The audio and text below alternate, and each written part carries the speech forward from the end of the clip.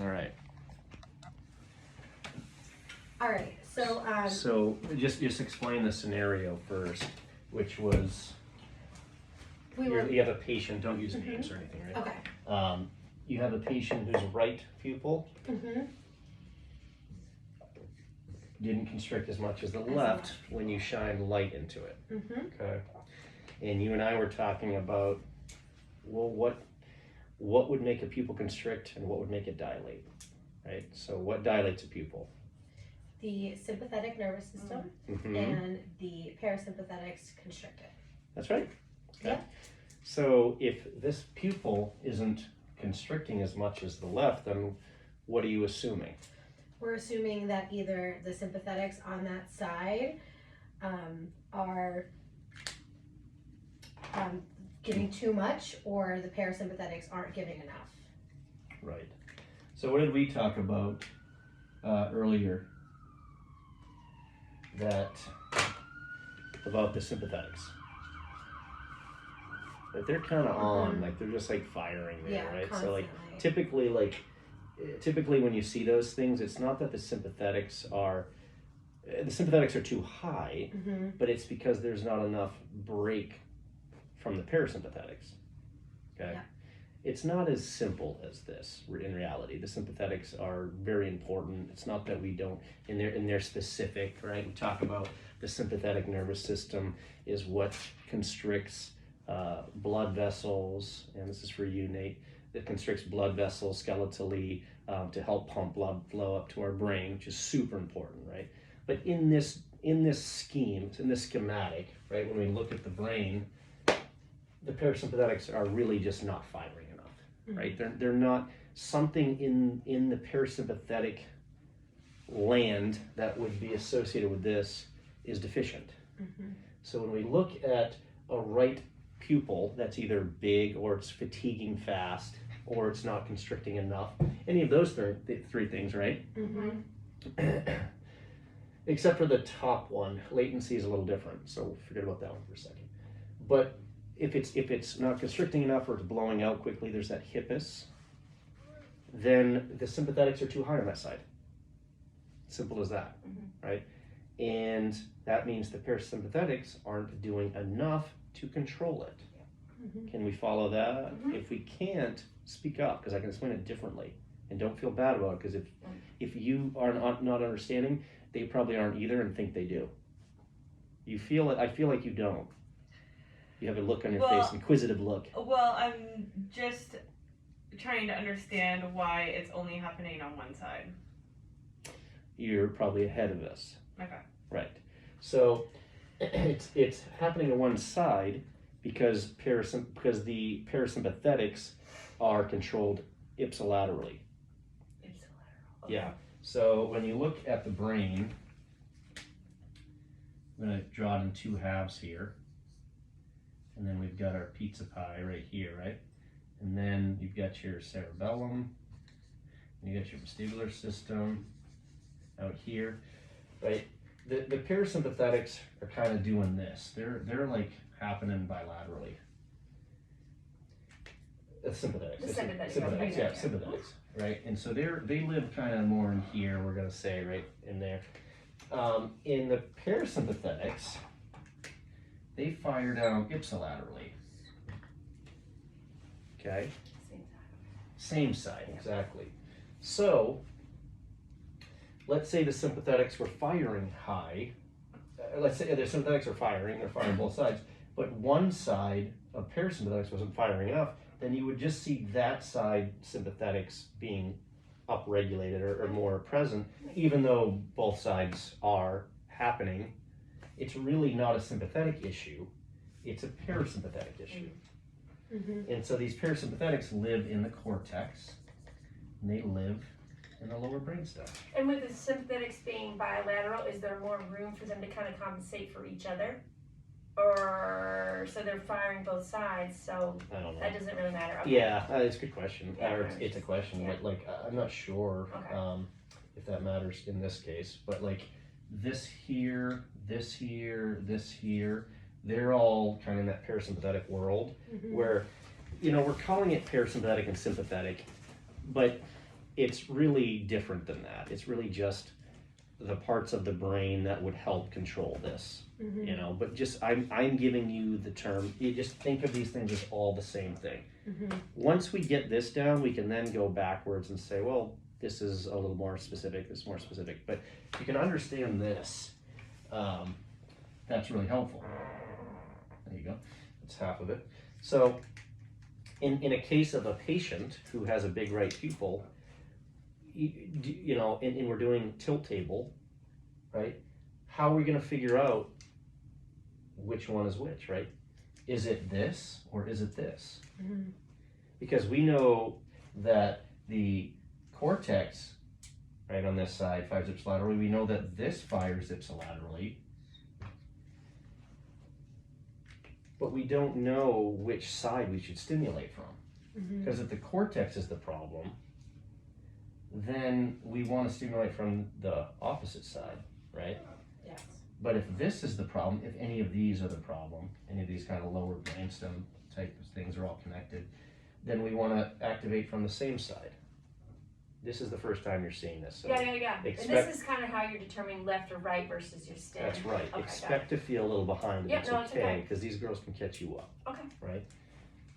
Right, exactly. So in this patient, let's say that SSEP on the left in one of your spots worked best. What for the pupil? Let's say that you saw that pupil constrict better afterwards. This got same size as this afterwards. Then where would the problem have been if it worked on this side? This is where you applied it. The cortex. The cortex, right? So that ends, you know, and you compare it to the other side too. You don't just see, oh, it worked, and then I stop. You compare it and you say, okay, these actually didn't affect it or made it worse, right? And you say, oh, okay, you don't want to do those. Right. So, because then you might be creating more of an imbalance. You see what I'm saying with the this is a really important one. Is like, if you drive this one, the wrong one too much, then you're creating a steeper imbalance, whereas before it was going to be like that. And so now there's a really substantial shift in how the brain's going to fire. It has to compensate even more, and usually like heart, which is what all these things are firing to, heart and blood vessels, right? They're going to get impacted. We're not going to get as much blood flow to the brain. And that's where head pressure, nausea, dizziness, brain fog, all of these things are happening, because it's really just about getting blood flow to the brain. That's all it is. That's all this whole thing is. And it's about getting it fast and efficient. Okay. Does that answer that for you guys? Yep. Does? Makes sense. Sam? You think you got that? So the big thing is, it's the comparison between those two. And you're just figuring out where, I mean, there are things that cause increased sympathetic stuff, like, you know, adrenal tumors and those types of things. I mean, you know, there can be these things. They're not things that you're going to see very often. If you're finding things that aren't responding, that's when we start, like, I mean, we're already going to have known that to begin with. Right. By the time it gets to us, and you especially, you're living in the world of function, right? You're living in the world of balancing the brain. Okay. So I just want to make sure I'm understanding this correctly. Yeah. So it was the right pupil that wasn't constricting enough. The left SSEP was helpful. Yeah. Which means that it's going from the left cortex was the problem, because No. it's the right cortex, because then it's crossing over through the brainstem and then. Because the SSEP that you put here, right, is going through the trigeminal nerve, which is through that brainstem on this side.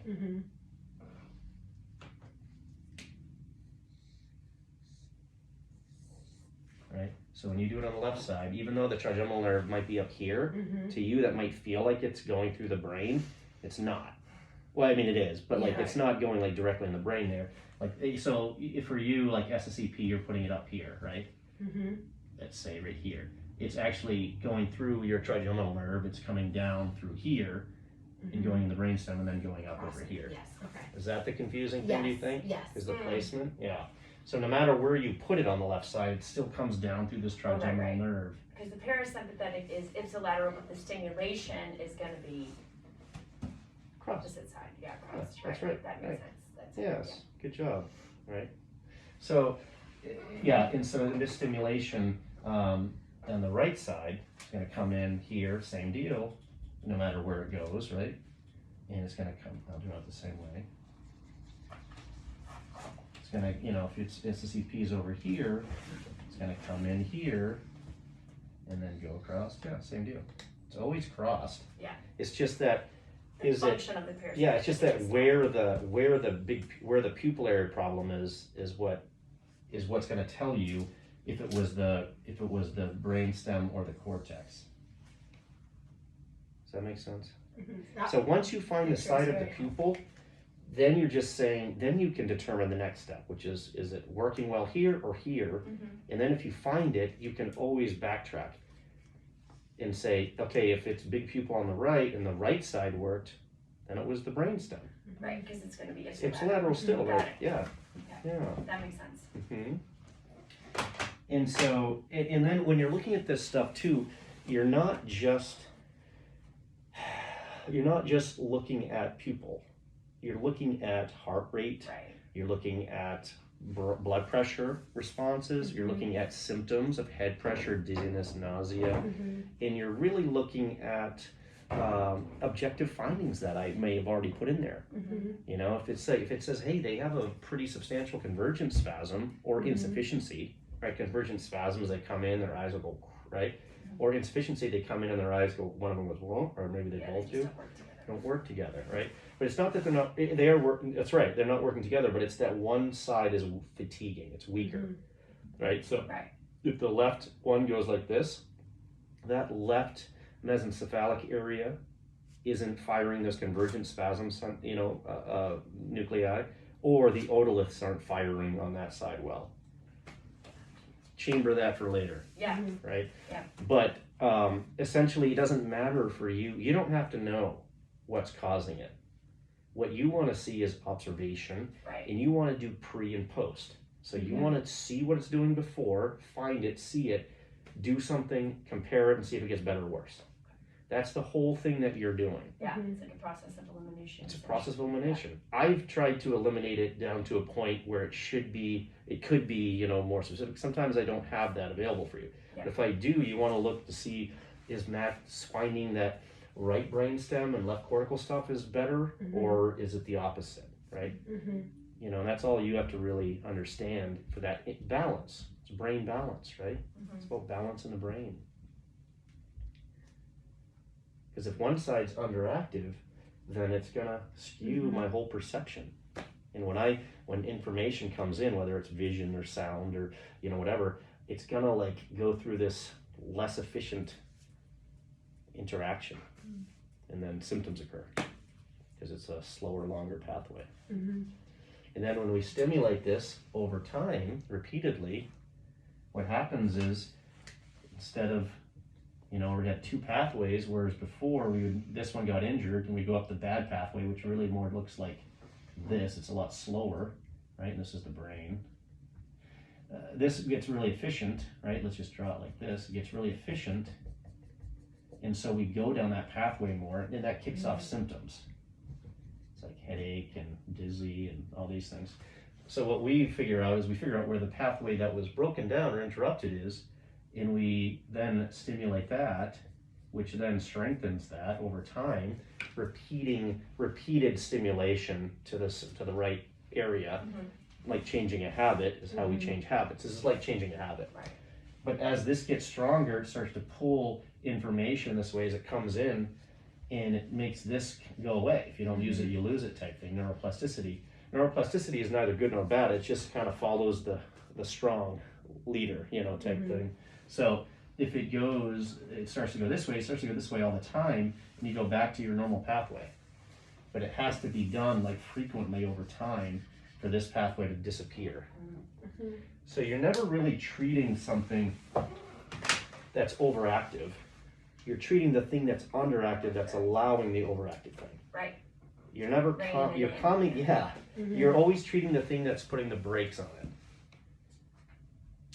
Yeah, because Yeah, everything that makes competes in the sense. brain. I mean, kind of. It competes for Yeah. which way it goes, right? So, yeah. Yeah. So, never treating the overactive, you're always treating the underactive. But the overactive tells you